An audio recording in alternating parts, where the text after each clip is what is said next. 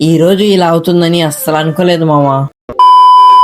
Hello మావా, early morning మన rocket ని స్టార్ట్ చేసి స్టోర్ బియ్యం తీసుకోవడానికి వచ్చేసా.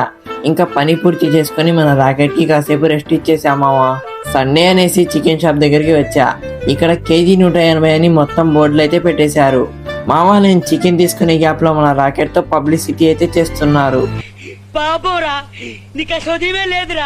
ఇంకా ఇంటికి వచ్చి తాళం తీసుకుని స్ట్రైట్ గా మా అన్న షాప్ దగ్గరికి అయితే వచ్చేసా. ఇంకా షాప్ కి తాళం వేసి నేను మా అన్న అలా బయటికి అయితే వచ్చేసాం మావా. మామ, ఆకాశంలో మేఘాలు మాత్రం స్పాంజ్ కేక్స్ లాగా అయితే ఉన్నాయి. ఇంకా అలా ట్రావెల్ చేస్తూ మేమైతే గండవానిపల్లికి రీచ్ అయిపోయాం.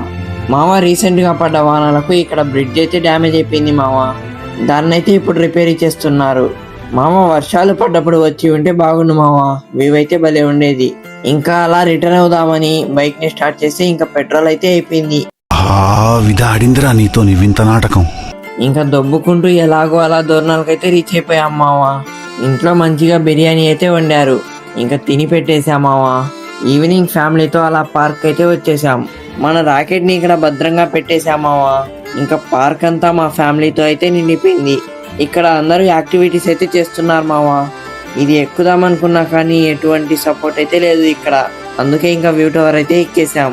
మా బ్యాడ్ లక్ ఏంటంటే మేము ఎప్పుడు వచ్చినా ఇక్కడ చీకటి అయితే అయిపోద్ది మావా. ఇంకా పార్క్ నుండి అందరూ బయటికి అయితే వచ్చేసాం.